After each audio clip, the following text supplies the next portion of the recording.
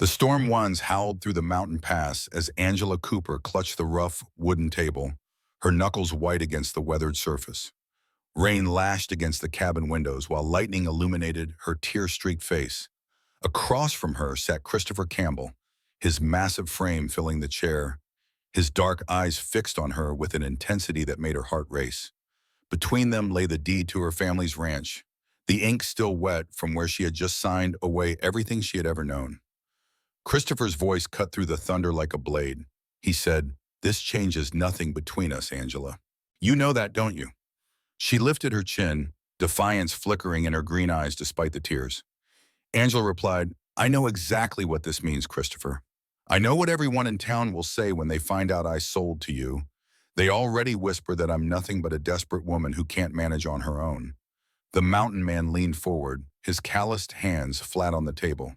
He said, "Let them whisper, let them say whatever poison fills their small minds. You did what you had to do to survive. There's no shame in that."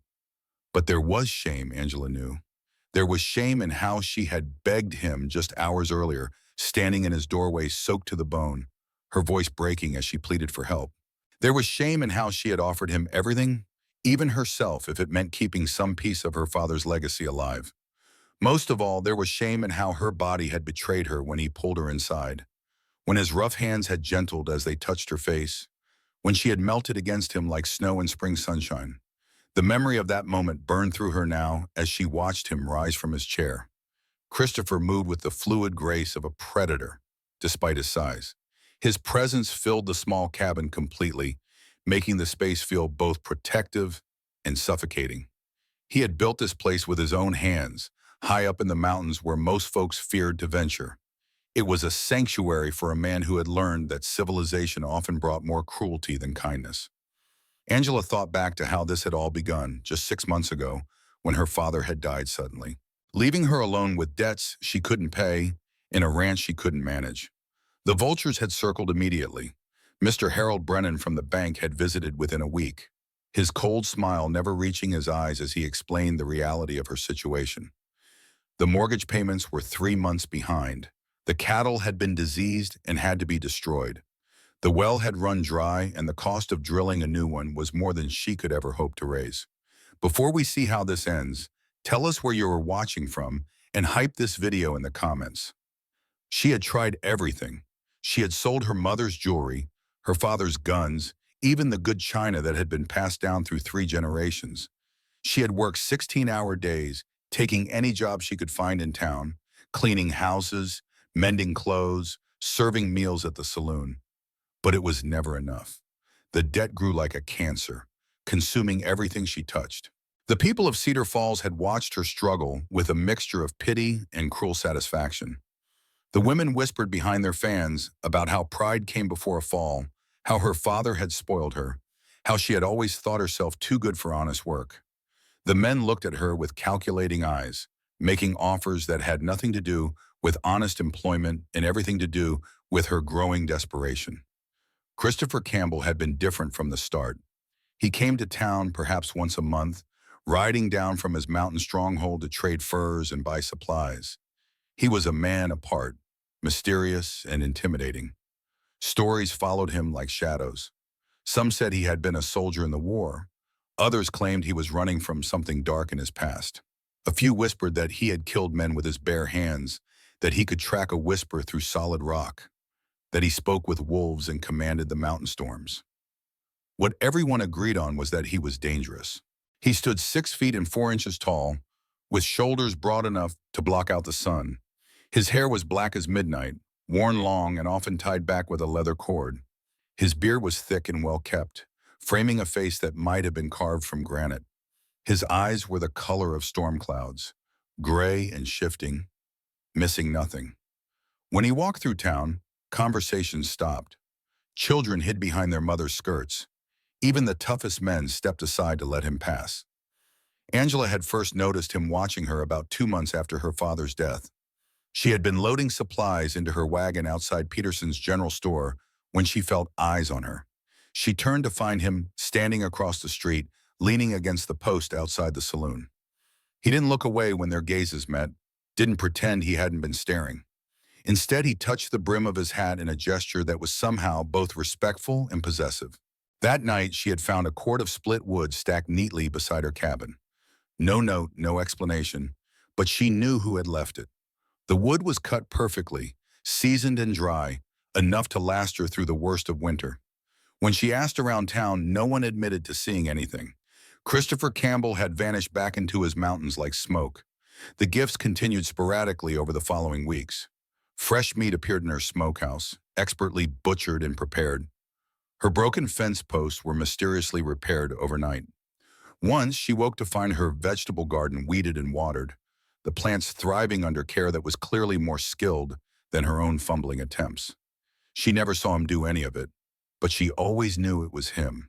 The knowledge filled her with a confusing mixture of gratitude and unease. She was grateful for the help, desperately so, but she couldn't understand why he was helping her.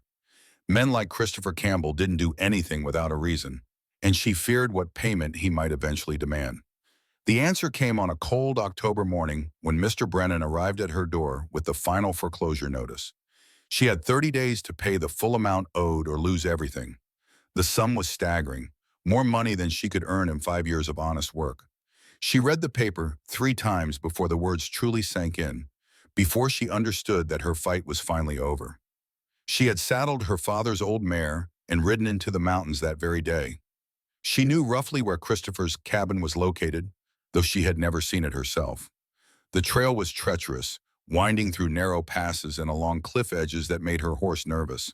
The higher she climbed, the colder it became until her breath misted in the thin air and frost crunched under the mare's hooves. She found his cabin just as the sun was setting, nestled in a small valley protected by towering pines. It was larger than she had expected, built of solid logs with a stone chimney that sent smoke curling into the darkening sky. Light glowed warmly in the windows, and she could see the silhouettes of what looked like well-crafted furniture inside. This was no rough mountain shack, but the home of a man who valued comfort and quality. Christopher had emerged before she could even dismount, as if he had been expecting her. He wore a thick wool shirt and dark trousers tucked into heavy boots. His hair was loose around his shoulders, and his eyes reflected the last light of day like a wild animal's. He didn't seem surprised to see her, didn't ask why she had come. He simply waited, patient as the mountains themselves. Angela remembered how her courage had almost failed her in that moment. She had rehearsed what she would say during the long ride up, but faced with his imposing presence, the words stuck in her throat. She had dismounted slowly, her legs unsteady from both the ride and her own fear. When she finally spoke, her voice had been barely above a whisper. She had said, "I need your help, Mr. Campbell. I have nowhere else to turn." He had studied her for a long moment, his gray eyes taking in her worn clothes, her desperate expression, the way her hands shook as she clutched the foreclosure notice. Then he had stepped aside and gestured toward his cabin. Christopher had said, "Come inside, you look half frozen." The warmth of his cabin had been overwhelming after the cold mountain air. A fire crackled in the stone hearth, casting dancing shadows on walls lined with books, hunting trophies, and what looked like military medals in a simple wooden frame. The furniture was handmade but expertly crafted, each piece showing the care of a man who took pride in his work. The cabin felt like a sanctuary, a place removed from the harsh realities of the world below. He had poured her coffee from a pot that sat warming by the fire, the liquid dark and strong and perfectly brewed. She had wrapped her cold hands around the mug, inhaling the rich aroma as she tried to gather her courage. Christopher had settled into the chair across from her, his movements economical and controlled. He didn't rush her, didn't demand explanations. He simply waited with the patience of a man who understood that some stories took time to tell. When she finally began to speak, the words had poured out of her like water through a broken dam. She told him about her father's death, about the debts and the foreclosure, about her failed attempts to save the ranch. She told him about the whispers in town, about the men who looked at her like she was merchandise to be purchased, about the growing fear that she would end up destitute and alone. She told him things she had never spoken aloud, fears that had eaten at her during the long, sleepless nights. Christopher had listened without interruption, his gray eyes never leaving her face.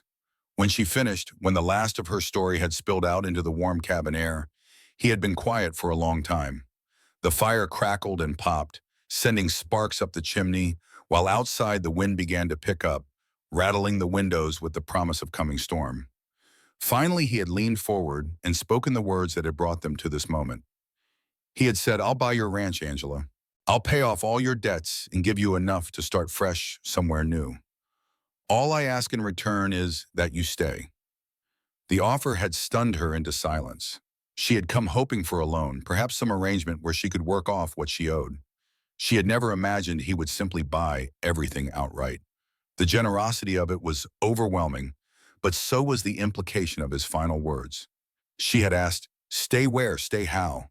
His answer had been simple and direct, delivered in that calm, measured voice that somehow made even the most outrageous statements seem reasonable. Christopher had said, "Stay here, with me, as my wife." The proposal had hit her like a physical blow. She had stared at him, searching his face for some sign that he was joking, but his expression remained serious and intent. He wasn't smiling, wasn't trying to charm or persuade her. He was simply stating a fact, as if the matter had already been decided. Angela had stammered, "I don't understand. You barely know me. Why would you want to marry me?" Christopher had risen from his chair and moved to the window, looking out at the gathering darkness. When he spoke, his voice carried a weight of loneliness that surprised her. He had said, "I've been alone on this mountain for 8 years, Angela. I've watched you struggle in town, watched how you carry yourself with dignity even when others treat you poorly. You're strong and brave and kind. You don't deserve what they're putting you through. And I'm tired of being alone." The honesty of his words had cut through her defenses like a knife. She had expected him to speak of desire, of physical attraction, of the practical benefits of having a woman to cook and clean. Instead, he had offered her something she hadn't expected. Respect, recognition of her worth as a person, not just as a potential possession. But the reality of what he was suggesting had still overwhelmed her. Marriage to a man she barely knew, life on an isolated mountain, cutting all ties to the world she had always known. It was too much, too sudden, too frightening to contemplate. She had said, "I can't. I'm sorry, Mr. Campbell, but I can't marry you. There has to be another way." Christopher had turned from the window, his expression unreadable in the firelight. He had said, "There is no other way, Angela. Not if you want to keep any part of what your father built. I'm not asking you to love me. I'm not even asking you to stay forever. I'm offering you a choice. Marry me and keep your dignity and your future. Refuse and lose everything to men who see you as nothing more than a problem to be solved." The brutal truth of his words had settled over her like a shroud. She had known he was right, had known it even before she made the desperate ride up the mountain. There were no other options, no miraculous solutions waiting to be discovered. She could marry Christopher Campbell and retain some measure of control over her fate, or she could refuse and face whatever cruel alternatives the world below had to offer. The storm had struck while she wrestled with her decision. Rain began to fall in heavy drops, then sheets, then torrents that turned the mountain trails treacherous.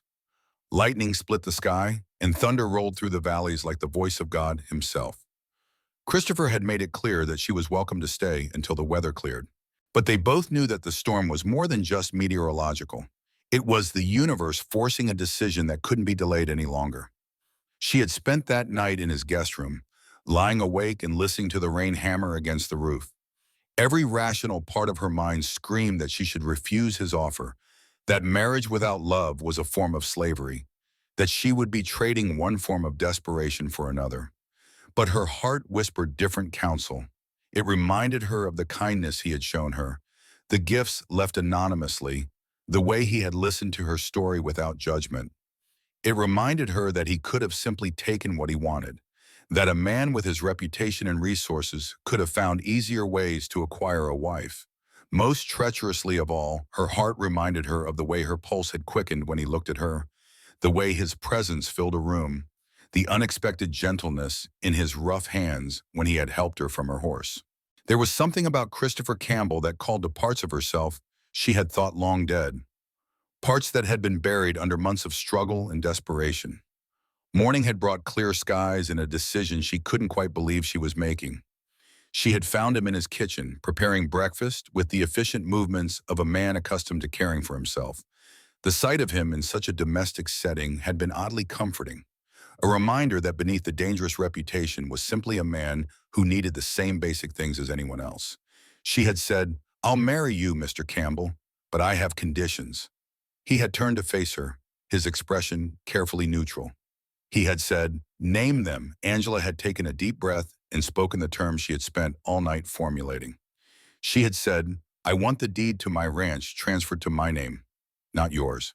I want a legal document stating that if anything happens to you, I inherit this property and everything on it.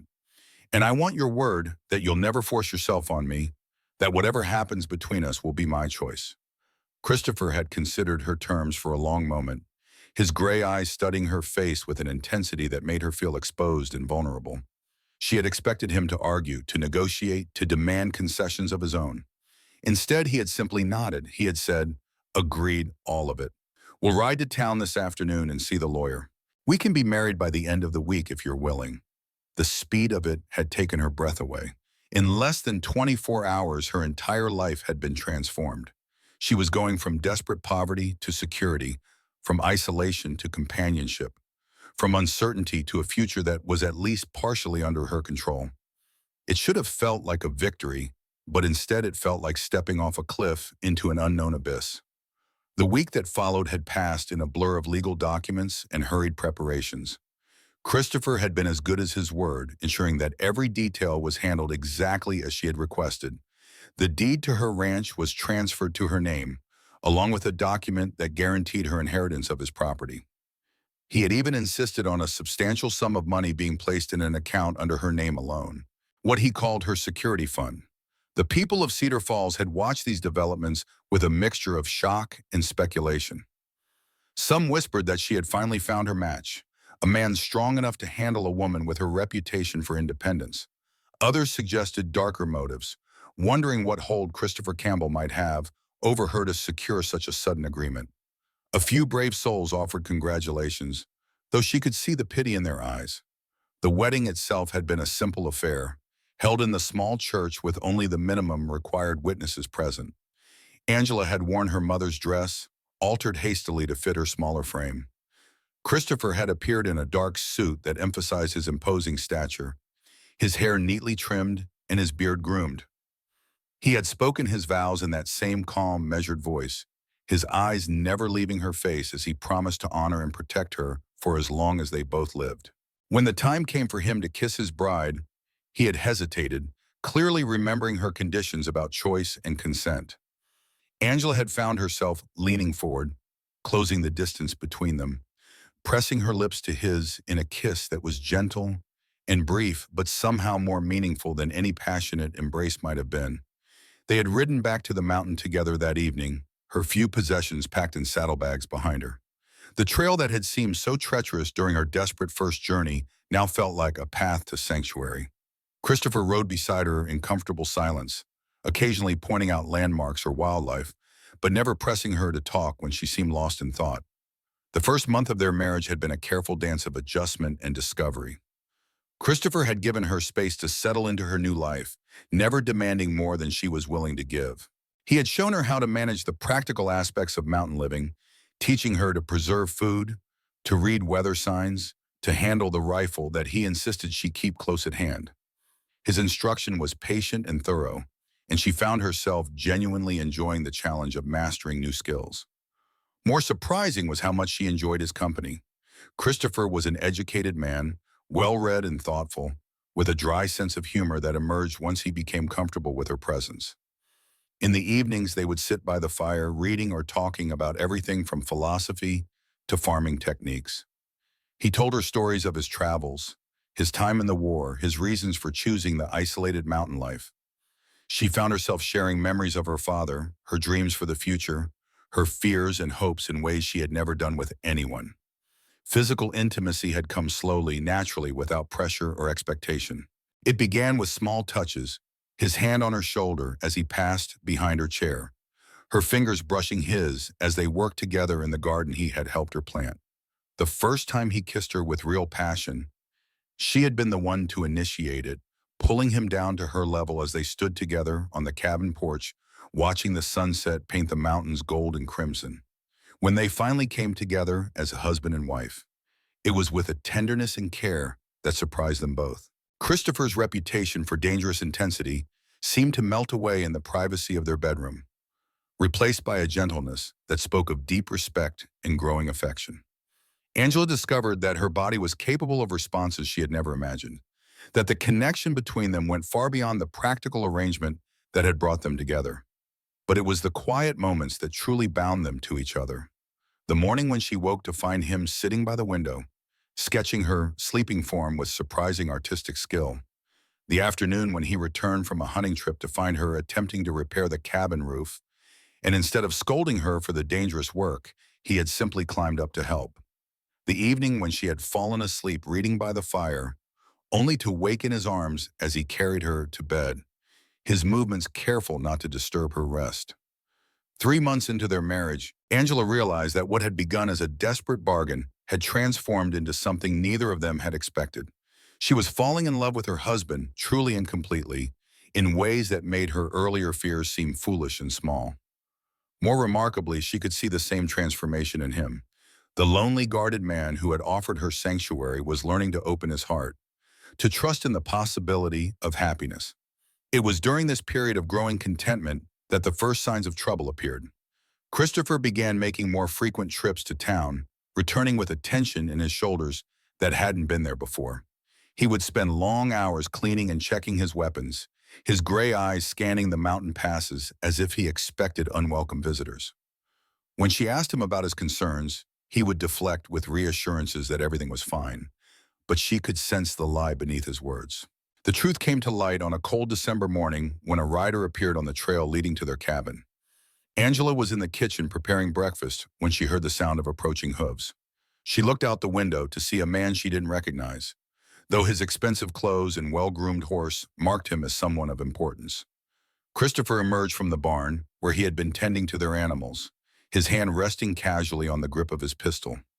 The stranger dismounted with the careful movements of a man who knew he was entering dangerous territory.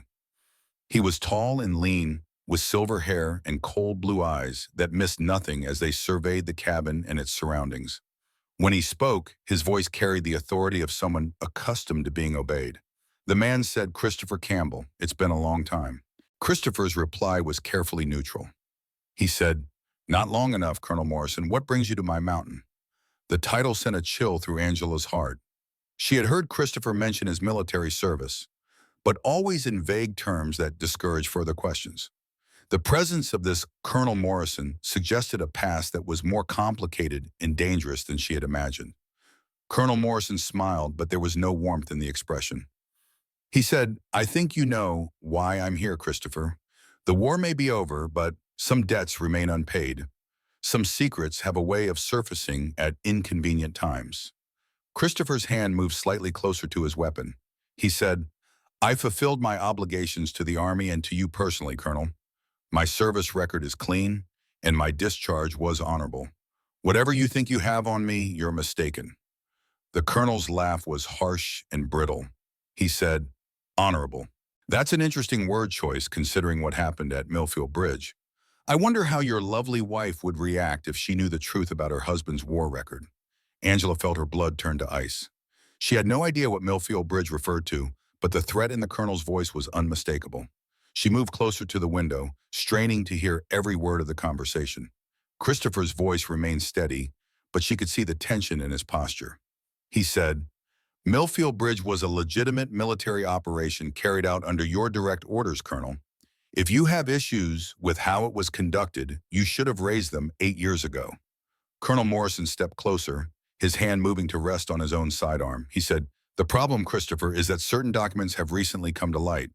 Documents that suggest the operation at Millfield Bridge was not quite as legitimate as we claimed.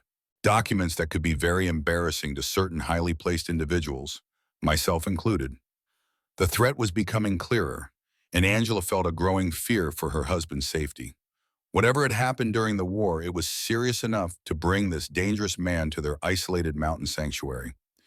Christopher said, "What do you want, Colonel?" The older man smiled again, And this time there was genuine pleasure in his expression. He said, I want you to disappear, Christopher, permanently. There are people in Washington who would pay handsomely to ensure that certain secrets remain buried. Your death would solve a number of problems for a number of important people.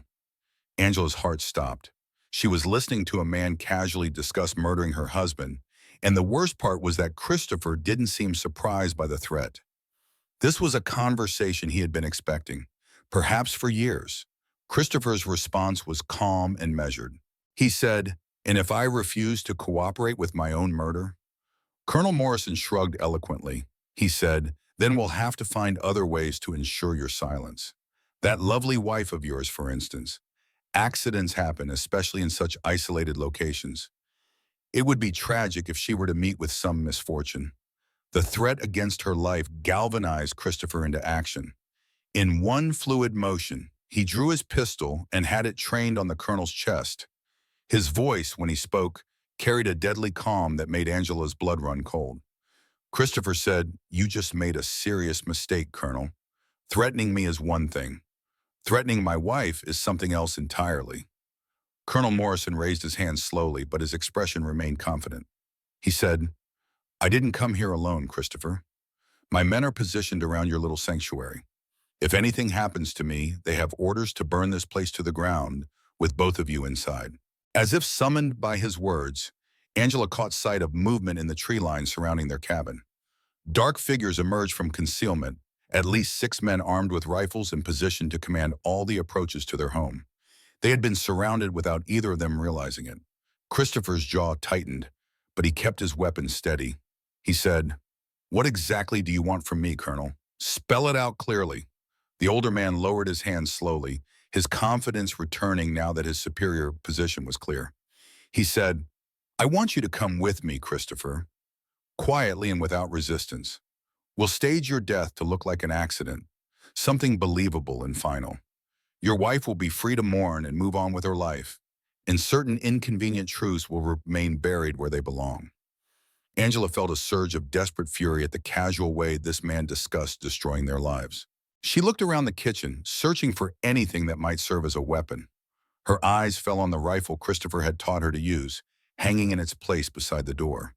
If she could reach it without being seen, she might be able to help even the odds.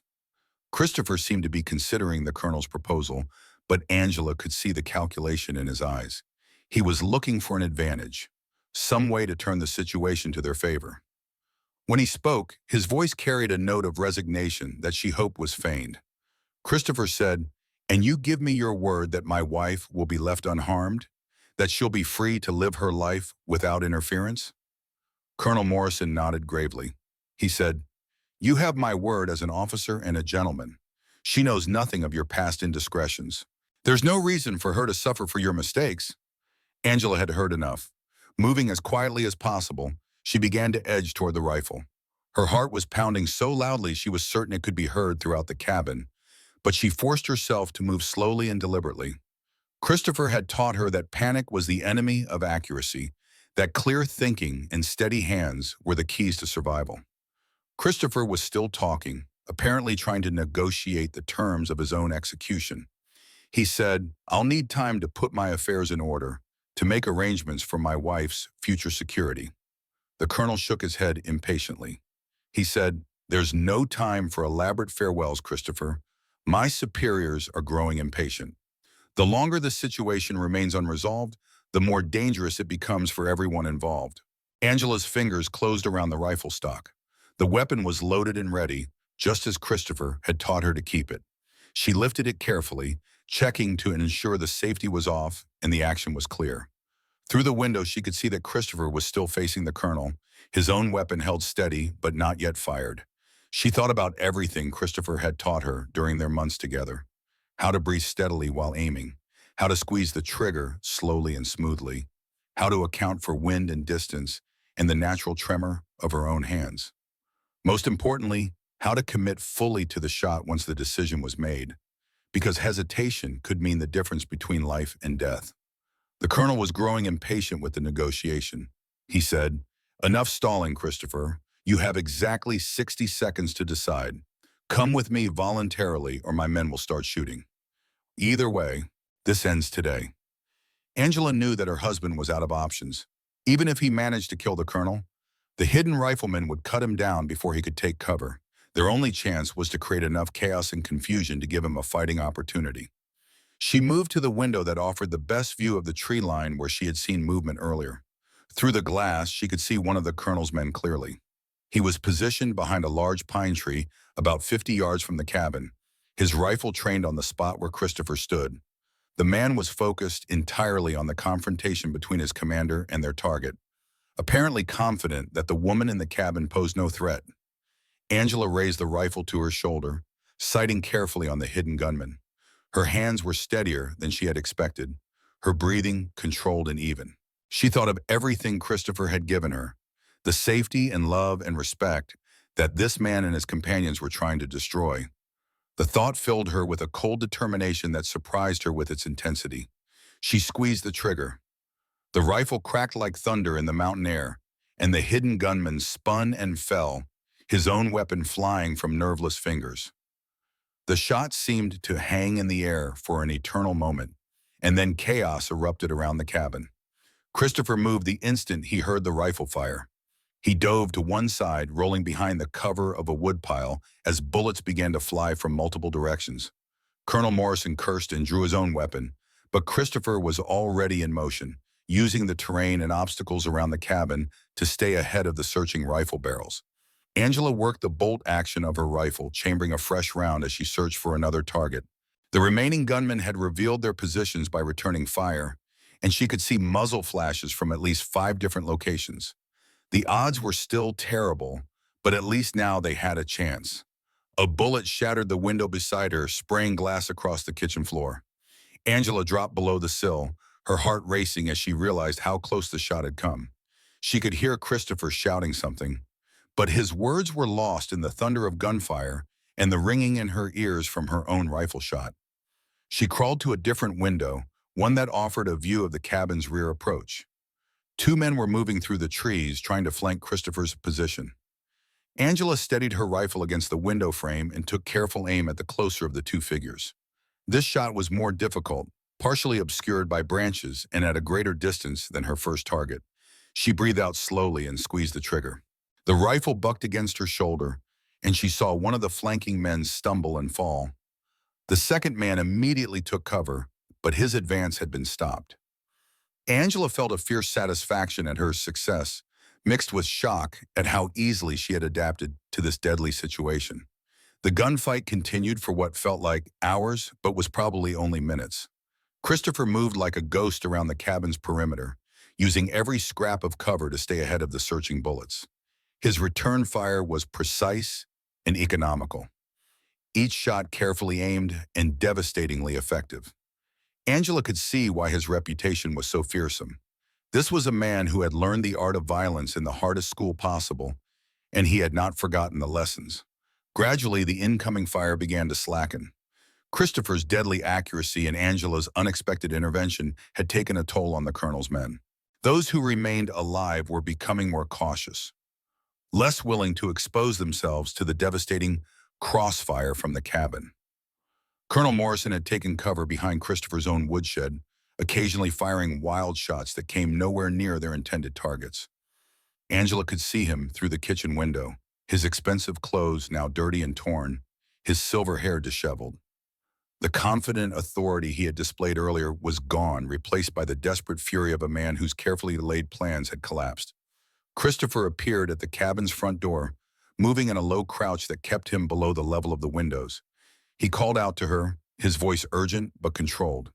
He said, "Angela, how many rounds do you have left?" She checked the rifle's magazine quickly.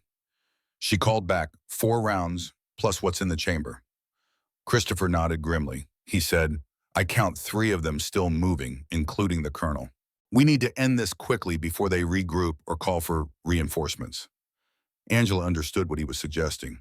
They couldn't simply wait for the attackers to give up and leave.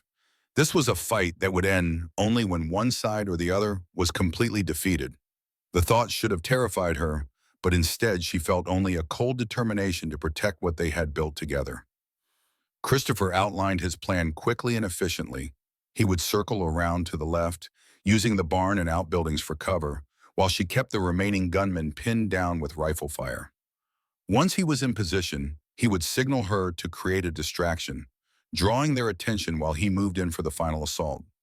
It was a dangerous plan, requiring precise timing and no small amount of luck, but it was their best chance to end the threat permanently and ensure their future safety.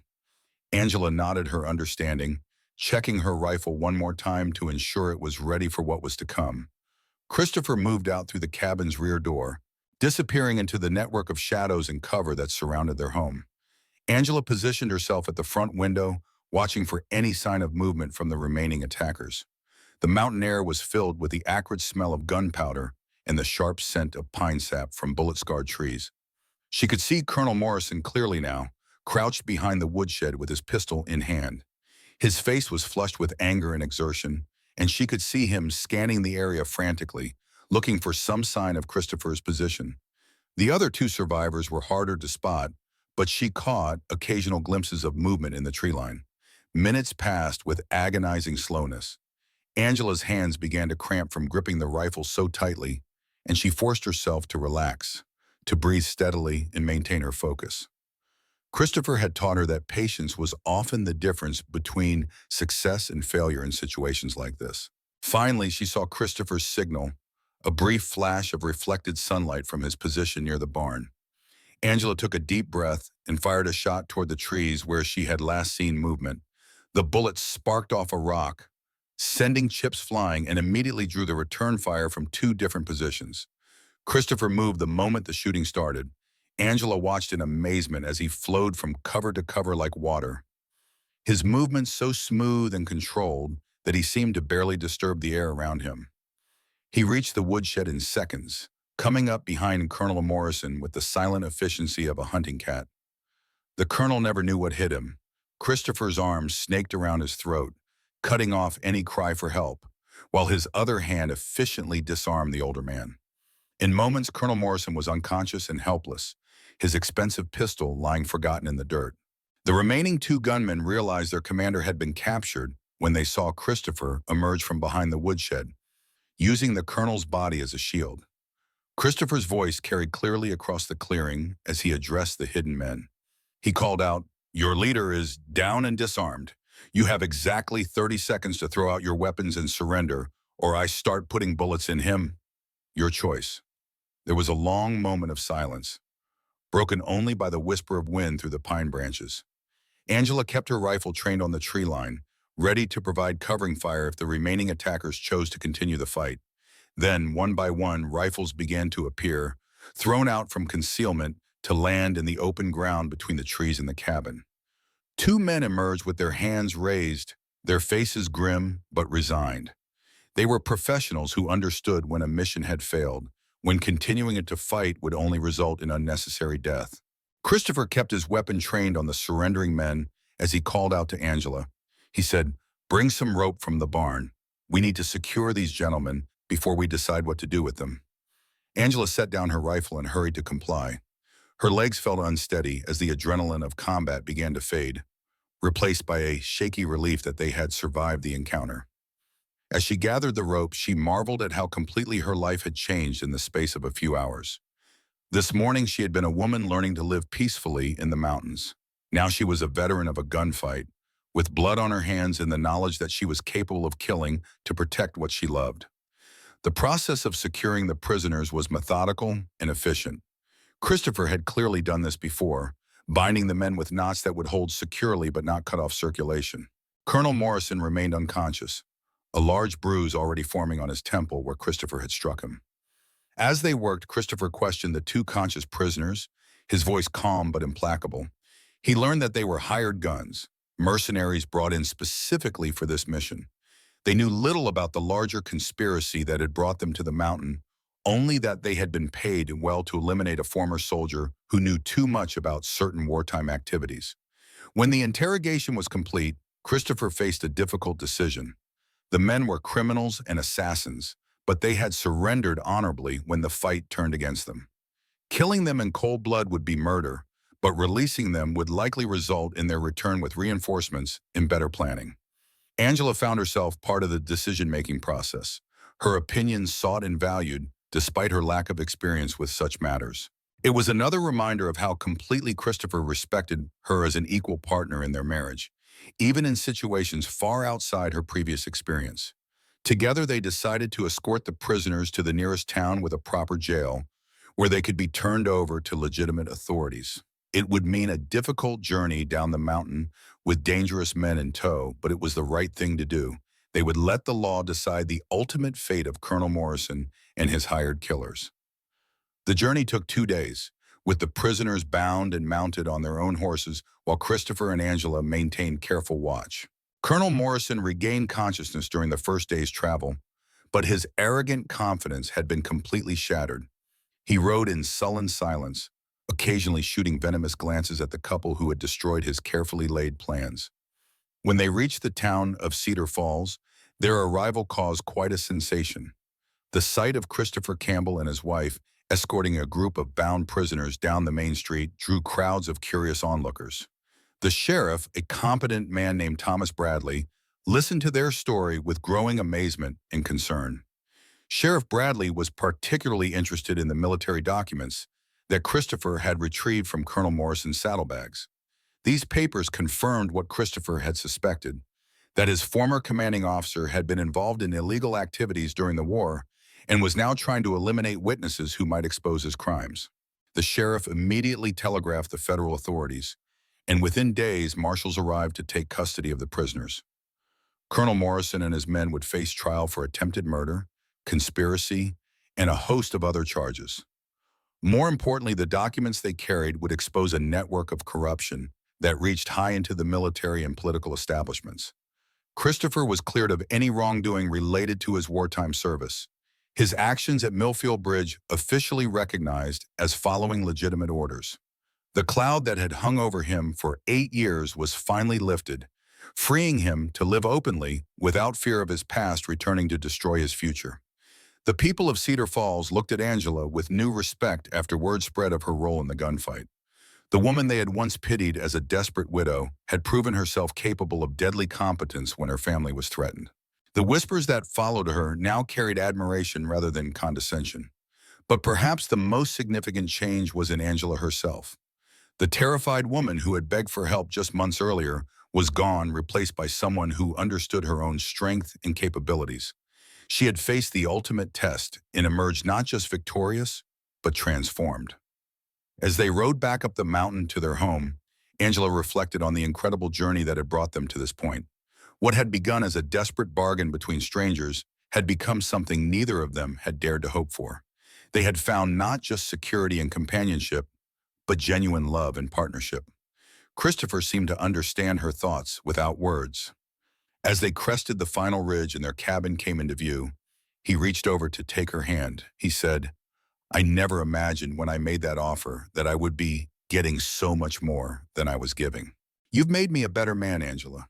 You've given me a reason to be better." She squeezed his hand, feeling the callous strength of his fingers intertwined with hers. She said, "You saved my life in more ways than one, Christopher. You gave me back my dignity, my future, my sense of worth. And you taught me that I'm stronger than I ever knew."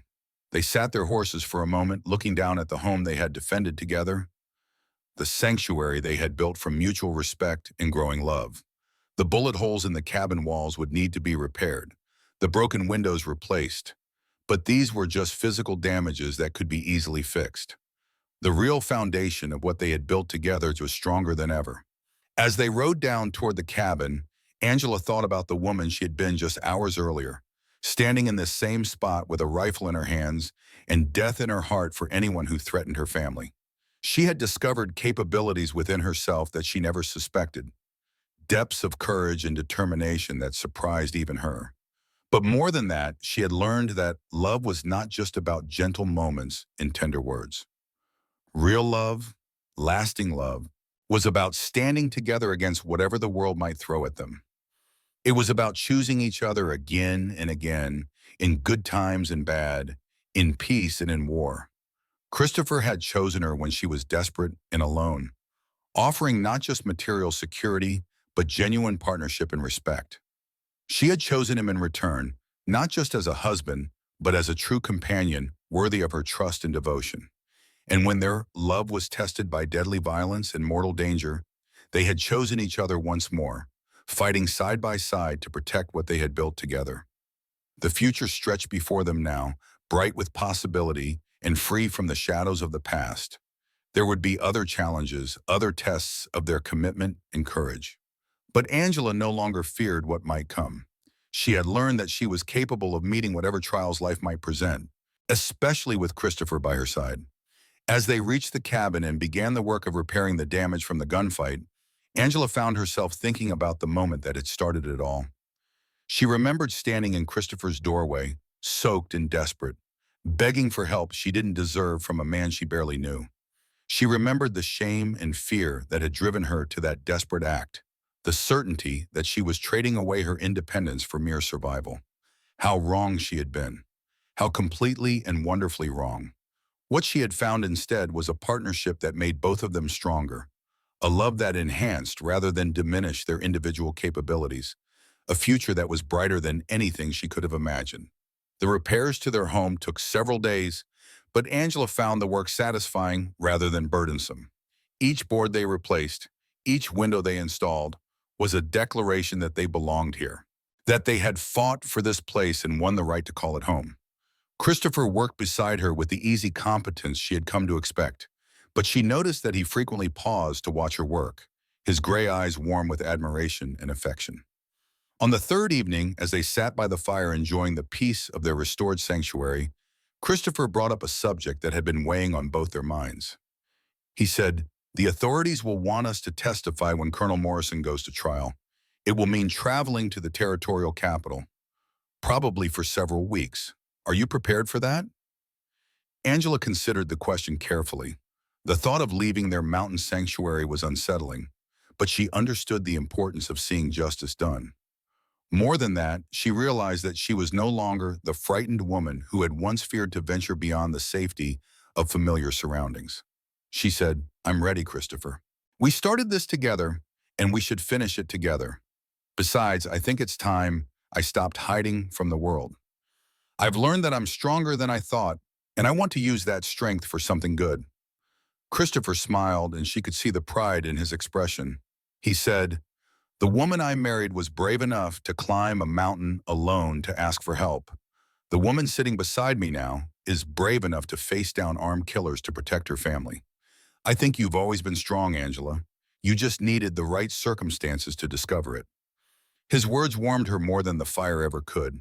It was true that she had changed during their months together, but she was beginning to understand that the change had been more about revelation than transformation. The strength and courage had always been there, buried under layers of social conditioning and self-doubt. Christopher had simply provided the safety and encouragement she needed to let those qualities emerge.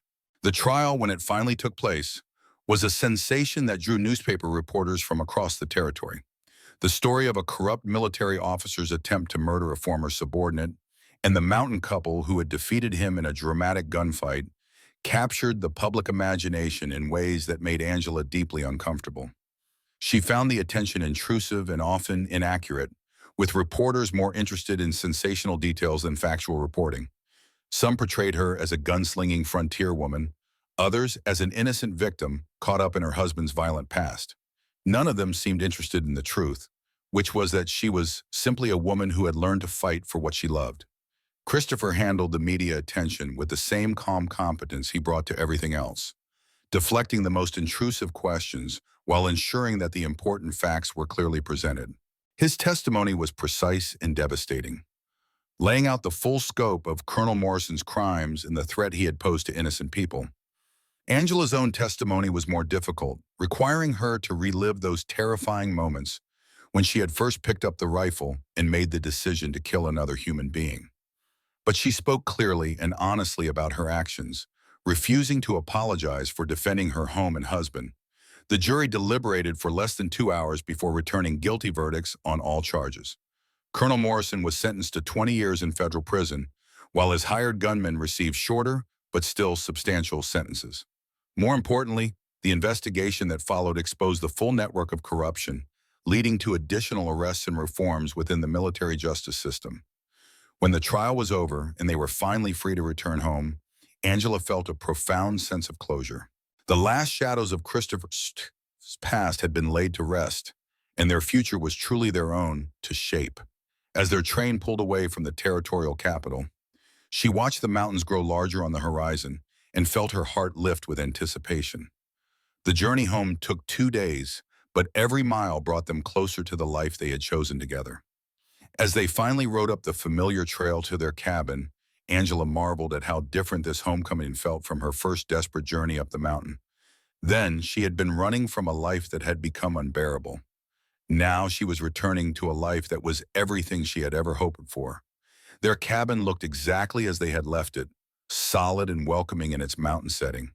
But Angela could see it now with eyes that understood its true value. This was more than just a shelter or a refuge. This was the physical manifestation of everything they had built together, a symbol of their partnership and their commitment to each other. As they unpacked their belongings and settled back into the rhythms of mountain life, Angela found herself thinking about the future with an excitement she had never felt before. There would be challenges ahead, she was certain of that. Life in the mountains was never easy, and their recent experiences had shown that danger could come from unexpected directions. But she was no longer afraid of what the future might bring. She had learned that she was capable of meeting whatever challenges arose, especially with Christopher by her side. More than that, she had learned that true strength came not from avoiding difficulties, but from facing them with courage and determination. That evening, as they sat together on their porch watching the sunset over the mountain peaks, Christopher brought up a subject that had been on both their minds during the long journey home. He said, "I've been thinking about what comes next for us. Angela, we've proven that we can survive whatever the world throws at us. But I want more than just survival.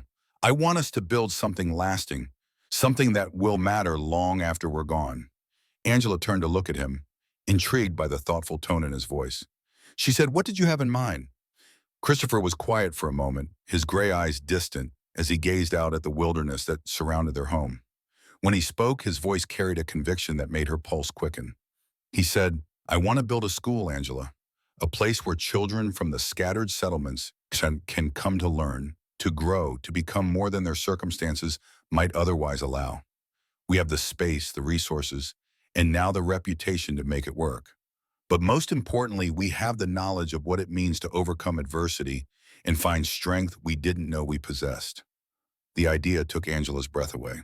A school in the mountains, a place of learning and growth in the midst of the wilderness, was exactly the kind of legacy she had dreamed of, but never dared to hope for. It would be challenging work, requiring resources and planning and a commitment that would span years. But it was also work that would use all the skills and strength they had discovered in themselves, channeling their hard-won wisdom into something that could benefit others. She said, "It's a beautiful idea, Christopher, but are you sure we're ready for such an undertaking? It would mean opening our sanctuary to the outside world, dealing with parents and politics and all the complications that come with community involvement." Christopher smiled and reached for her hand. He said, "I think we've proven that we can handle complications, don't you? Besides, a sanctuary is only valuable if it's eventually shared. What good is all the strength and wisdom we've gained if we keep it to ourselves?" Angela felt a surge of excitement as she began to envision the possibilities. Children learning to read and write in the same cabin where she had learned to shoot. Young minds expanding their horizons in the mountains that had become her refuge and her strength. The idea of passing on not just academic knowledge, but the deeper lessons of resilience and courage filled her with a sense of purpose she had never experienced before. She said, "We would need to start small, probably with just a few children from the nearest settlements. And we would need to convince their parents that the education we could provide would be worth the difficulty of getting here." Christopher nodded enthusiastically. He said, "We could start by offering to teach reading and basic mathematics during the winter months, when travel is difficult anyway, and families have fewer demands on their time. As word spreads and we prove ourselves, we could expand the program." They spent the rest of the evening planning and dreaming, their conversation ranging from practical details like funding and supplies to grander visions of the impact their school might have on the region. Angela found herself contributing ideas with a confidence that would have amazed her former self. Her mind sharp and engaged as she considered the challenges and opportunities ahead. Over the following weeks, they began to put their plans into action. Christopher used his connections from his trading expeditions to spread word about their proposed school, while Angela began preparing curriculum and gathering the books and materials they would need. The response from the scattered mountain communities was more positive than they had dared to hope. Parents who had despaired of providing their children with any formal education were eager to take advantage of the opportunity. Several families committed to sending their children for the winter session, despite the difficulties of travel and lodging. Word of the mountain couple who had defeated armed assassins had spread throughout the region, and their reputation for competence and integrity preceded them. By late autumn, they had enrolled 8 students ranging in age from 7 to 14. Accommodating them would require expanding their cabin and making arrangements for housing and meals. But Angela found herself energized by the challenges rather than daunted by them. Every problem that arose was simply another opportunity to demonstrate the resourcefulness and determination that had carried them through so much already. The first day of classes was a revelation for everyone involved. Angela discovered that she had a natural talent for teaching, able to explain complex concepts in ways that made them accessible to young minds. Christopher proved equally gifted at practical instruction, teaching the older students skills like carpentry, hunting, and mountain survival that would serve them well in their frontier lives. But perhaps the most important lessons were the ones that weren't formally taught. The children learned by example what it meant to face adversity with courage, to treat others with respect regardless of their circumstances, to find strength in partnership and mutual support. They saw in Angela and Christopher a model of what marriage and partnership could be at its best. As winter deepened and the small school found its rhythm, Angela often reflected on the incredible journey that had brought her to this point. The desperate woman who had begged for leftovers had become a teacher and mentor, sharing knowledge and wisdom with the next generation. The frightened widow who had sold everything she owned had become the co-founder of an institution that would outlast her own lifetime. Most remarkably of all, the marriage that had begun as a desperate bargain had become the foundation for everything good in her life. Christopher was no longer just her husband, but her true partner in every sense. Someone who shared her dreams and supported her ambitions while challenging her to become the best version of herself. One evening in late December, as they sat grading papers by the fire while their students slept in the expanded cabin, Christopher looked up from his work with a thoughtful expression. He said, "Do you ever regret it, Angela? The choice you made that night when you agreed to marry me? Your life would certainly have been quieter if you had found some other solution to your problems." Angela set down her pen and considered the question seriously. It was true that her life had become far more complicated and dangerous than she could have imagined. She had faced violence and death, had killed to protect what she loved, had testified in federal court, and endured unwanted publicity. The quiet, predictable life she had once known was gone forever. But as she looked around their cabin, filled with the gentle sounds of sleeping children and the warm glow of firelight on the faces of the books they had collected, she knew her answer with absolute certainty. She said, "I don't regret a single moment of it, Christopher. That desperate woman who climbed your mountain was looking for survival, but she found so much more. She found purpose and partnership and a love deeper than anything she had ever imagined. Most importantly, she found herself, her real self, the woman she was meant to be." Christopher smiled and reached for her hand across the table covered with student papers. He said, "That desperate woman saved my life in more ways than she knew. I was existing before you came, not living. You taught me that strength shared is strength multiplied, that love given freely comes back tenfold." As they sat together in the warm cabin, surrounded by the evidence of the life they had built and the future they were creating, Angela marveled at the strange twists of fate that had brought them to this moment. If someone had told her a year ago that she would be running a mountain school with a husband she adored, teaching children and planning for a future bright with possibility, she would have thought them mad. But life, she had learned, was full of unexpected gifts disguised as disasters. Her father's death and the loss of her ranch had seemed like the end of everything she valued. Instead, they had been the beginning of a journey that had led her to discover strengths she never knew she possessed and joys she had never dared to dream of. The sound of wind in the pines outside reminded her of that first desperate night when she had climbed the mountain in search of help. She had been so focused on her immediate crisis, so blinded by fear and shame, that she couldn't see the larger pattern that was unfolding. What had felt like the worst moment of her life had actually been the first step toward the best. She thought about the woman she had been then, begging for leftovers and willing to accept any scraps of dignity that might be thrown her way. That woman was gone, transformed by love and partnership and the discovery of her own capabilities. In her place sat someone who knew her own worth, who could face the future with confidence and excitement rather than fear. The transformation hadn't been easy or quick. It had required courage she didn't know she possessed, the willingness to trust in possibilities she couldn't see, and the strength to fight for what she loved when it was threatened. But every challenge had made her stronger. Every obstacle overcome had revealed new depths of capability and resilience. Most importantly, she had learned that true strength was not about independence or self-sufficiency, but about the courage to accept help when it was offered and to offer help in return. Her partnership with Christopher had made both of them stronger than either could have been alone, and now they were using that strength to help others discover their own potential. As the fire burned low and the mountain night deepened around their cabin, Angela felt a profound sense of gratitude for the journey that had brought her here. She had started as a woman begging for leftovers and had become someone who could offer a feast of knowledge and opportunity to others. She had begun as a desperate widow and had become a teacher, a partner, a woman who knew her own strength and wasn't afraid to use it. The future stretched ahead of them, full of challenges and opportunities they couldn't yet imagine. Their school would grow and change, their students would graduate and carry their lessons into the wider world, and new adventures would test their courage and commitment. But Angela no longer feared what might come. She had learned that she was capable of meeting whatever challenges arose, especially with Christopher by her side. As they banked the fire and prepared for bed, checking on their sleeping students one final time, Angela reflected on the profound truth that had emerged from her journey. Sometimes the greatest gifts come disguised as the greatest disasters.